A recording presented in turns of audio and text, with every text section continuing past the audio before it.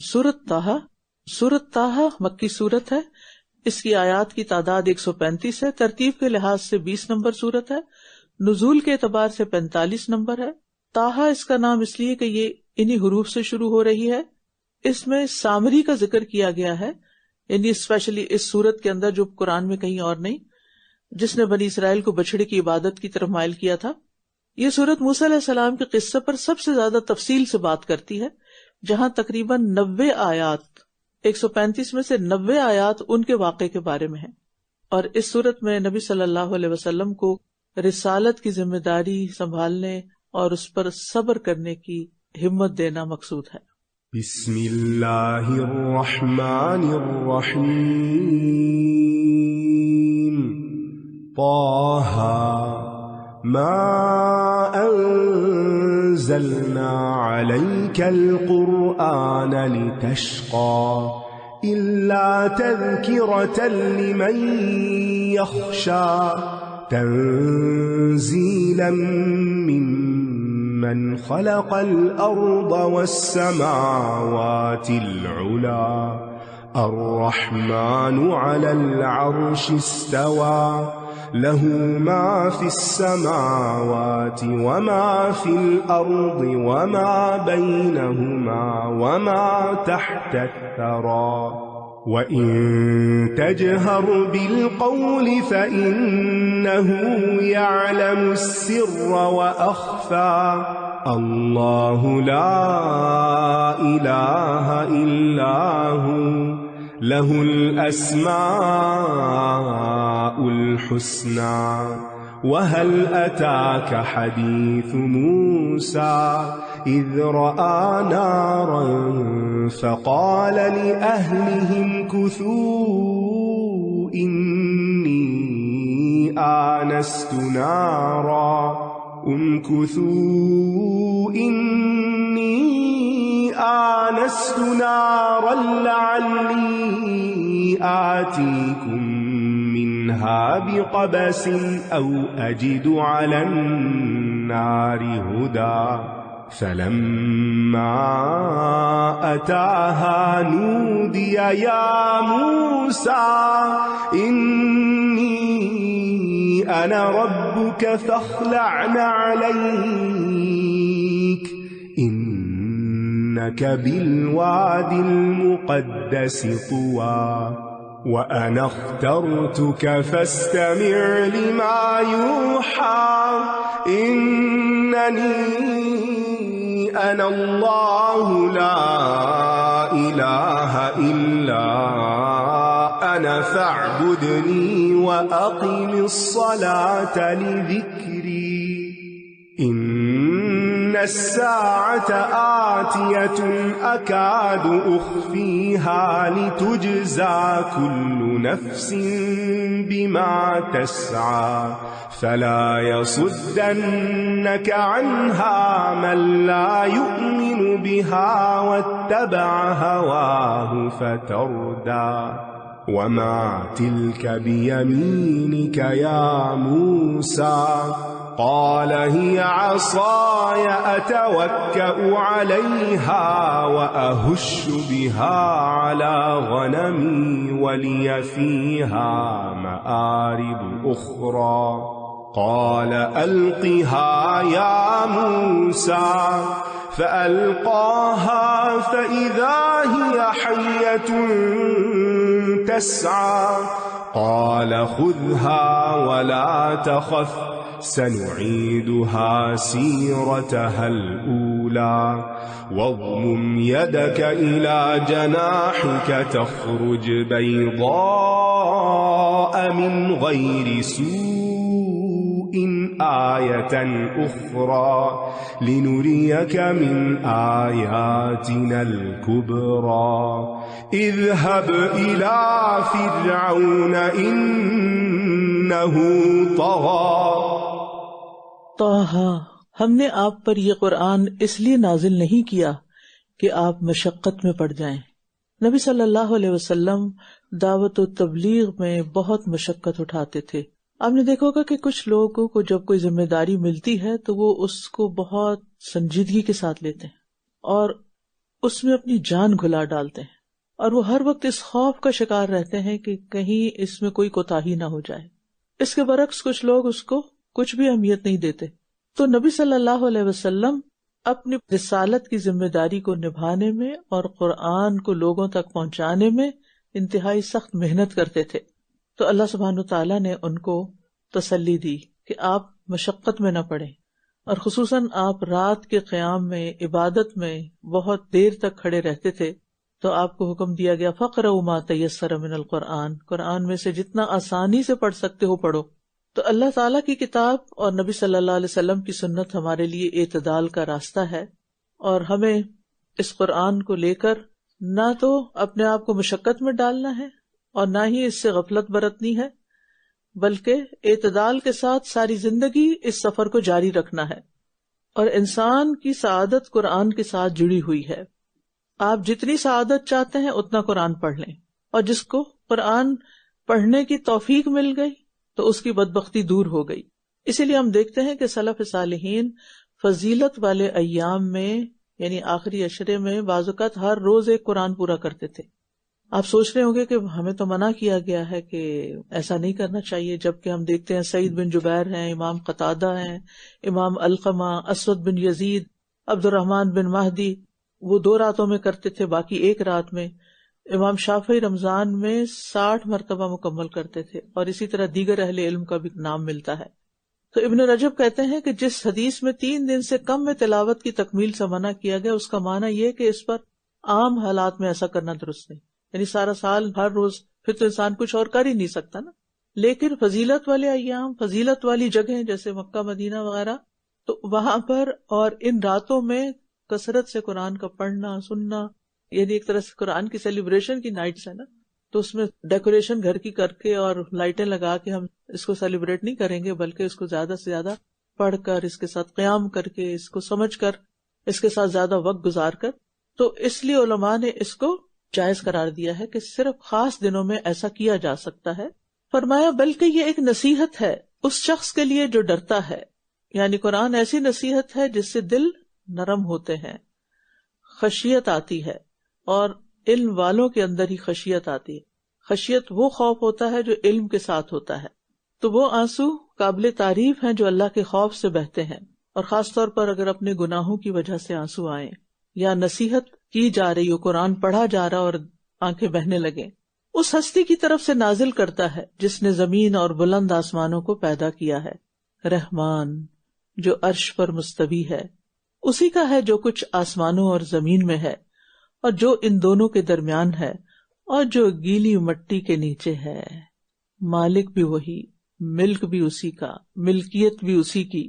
اور اگر آپ بلند آواز سے بات کریں تو یقیناً وہ تو رازوں کو بھی خوب جانتا ہے، یعنی راز بھی خوب جانتا ہے، اور اس سے بھی زیادہ مخفی باتوں کو، یعنی سر وہ ہوتا ہے جو ہم اپنے دل میں چھپاتے ہیں، اور اخفا اس سے بھی پوشیدہ جو اللہ دل میں بات ڈالے، یعنی ہمیں نہیں پتا اگلے لمحے ہمارے اندر کیا بات آنے والی ہے۔ اور اللہ تعالیٰ آج کے راز بھی جانتا ہے، اور وہ بھی جانتا ہے کل تم کیا سوچو گے، کل اس وقت 12:16 پر تم کیا سوچ رہے ہوگے، ہمیں نہیں پتا، مگر اس کو پتا ہے۔ اللہ وہ ہے جس کے سوا کوئی معبود نہیں، سب اچھے اچھے نام اسی کے ہیں، سب خوبصورت نام اسی کے ہیں، اور اللہ کے نام اللہ تعالیٰ کی پہچان میں بہت مددگار ہیں۔ اور کیا آپ کے پاس موسیٰ کی خبر آئی ہے؟ جب اس نے ایک آگ دیکھی تو اپنے گھر والوں سے کہا کہ ٹھہرو، میں نے ایک آگ دیکھی ہے، شاید کہ میں تمہارے پاس اس سے کوئی انگارہ لے آؤں یا اس آگ کے پاس کوئی رہنمائی پاؤں۔ گھر والوں کو ایک جگہ بٹھا کے خود گئے آگ کا انتظام کرنے، کیونکہ اس وقت سردی تھی، ضرورت تھی۔ اس سے پتہ چلتا ہے کہ سفر میں شوہر کو اپنے گھر والوں کی خدمت کرنی چاہیے، ان کو فیسیلیٹیٹ کرنا چاہیے۔ اور ویسے بھی شوہر کا مقام ایک گھر کے اندر ایک قوام کا ہے، جیسے کسی بھی ادارے کے اندر منظم کام کرنے کے لیے ایک سربراہ کی ضرورت ہوتی ہے۔ پھر جب وہ اس کے پاس آیا تو پکارا گیا، اے موسیٰ، اللہ اکبر، اللہ تعالیٰ پکار رہے ہیں، اے موسیٰ، اور یہ معمولی بات نہیں۔ 5 دفعہ موسیٰ علیہ السلام کو ان کے نام سے پکارا گیا، یہاں اسی صورت میں بار بار پکارا گیا۔ یقیناً میں ہی تمہارا رب ہوں، بس اپنے دونوں جوتے اتار دو، ادب، کیونکہ تم طوا کی مقدس وادی میں ہو۔ اللہ تعالیٰ کے ساتھ بات کرنے جا رہے ہو، اسی لیے ہم نماز میں کیا کرتے ہیں، جوتے اتار کر مسجد میں جاتے ہیں اور نماز پڑھتے ہیں، الا یہ کہ سفر میں ہو اور مجبوری ہو نہ اتارا جا سکے، وہ الگ بات ہے۔ اور یہ بھی کہا جاتا ہے کہ ان کو جوتے اتارنے کا اس لیے بھی حکم دیا گیا کہ وہ ناپاک تھے۔ ہمارے دین میں اس کی رخصت موجود ہے، لیکن عاجزی اور انکساری کا تقاضا یہ ہے کہ انسان ایسے مواقع پر جوتے اتارے۔ اور میں نے تمہیں چن لیا ہے، لہٰذا جو وحی کی جائے اسے غور سے سنو۔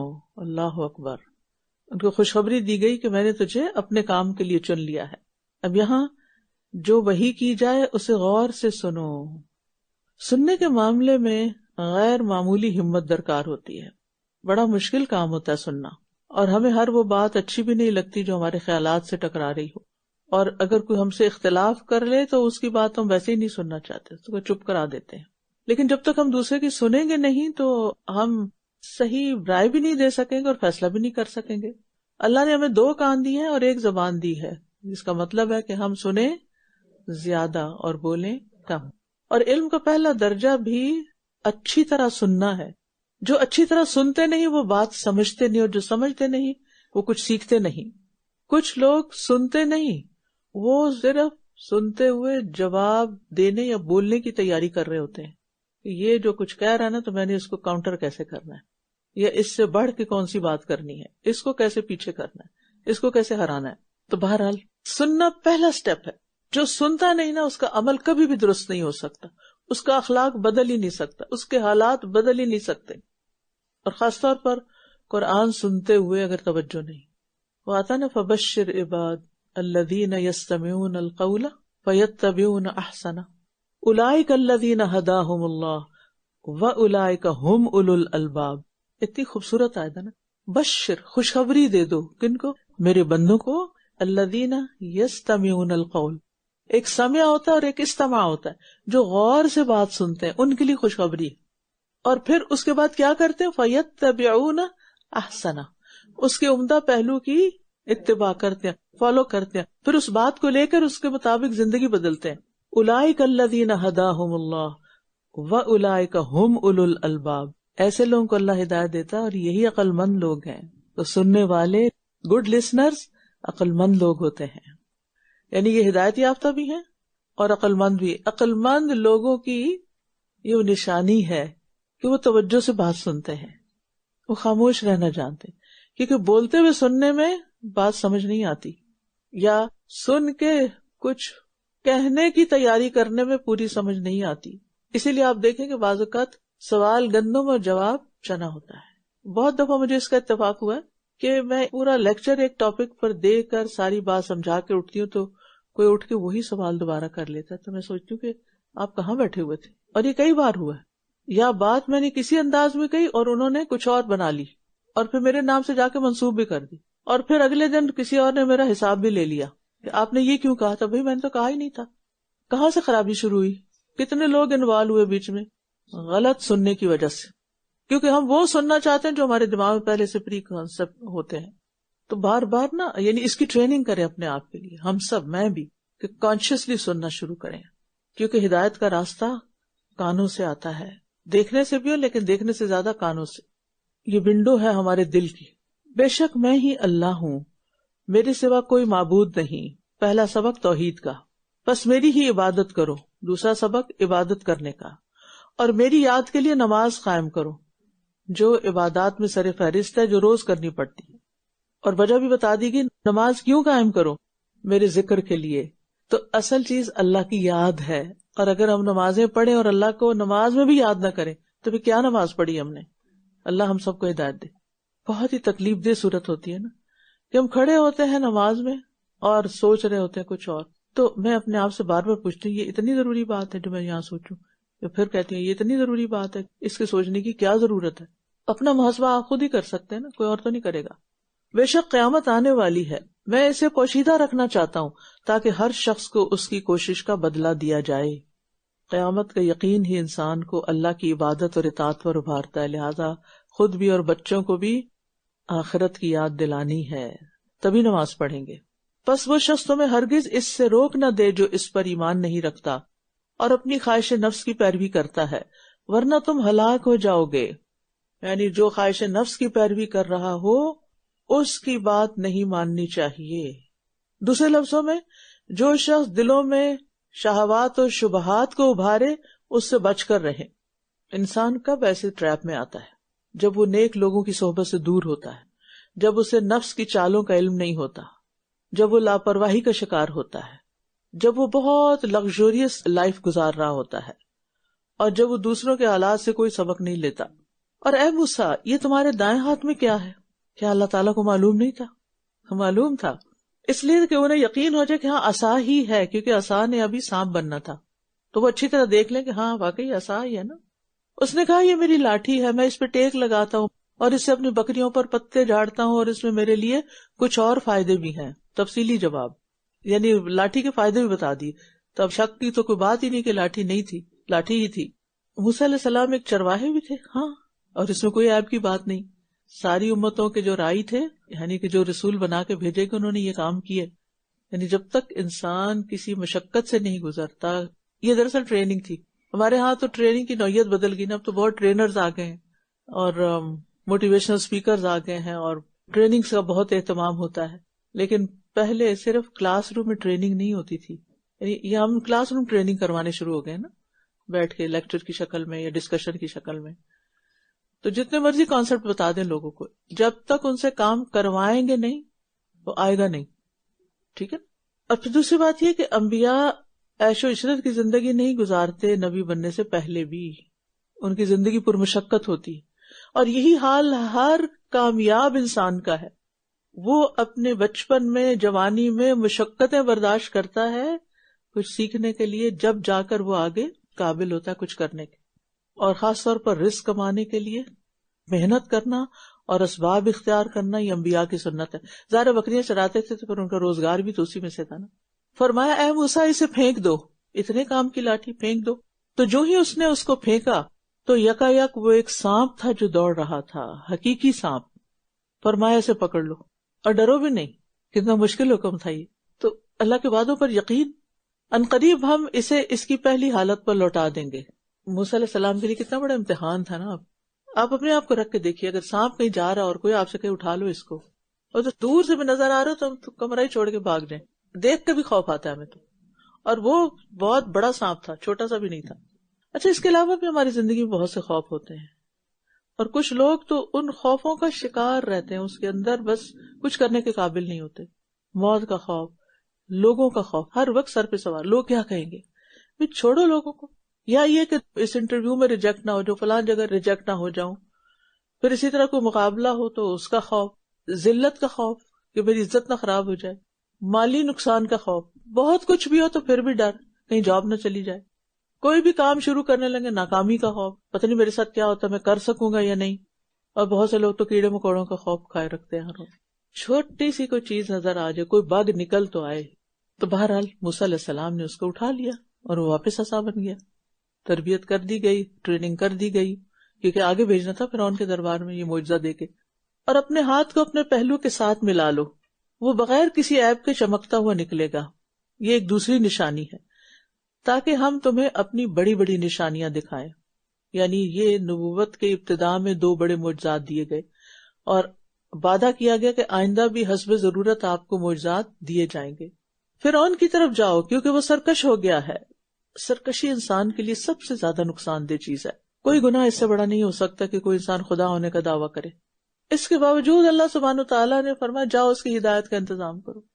کوئی کتنا بھی بگڑ چکا ہو اپنا کام نہ چھوڑیں.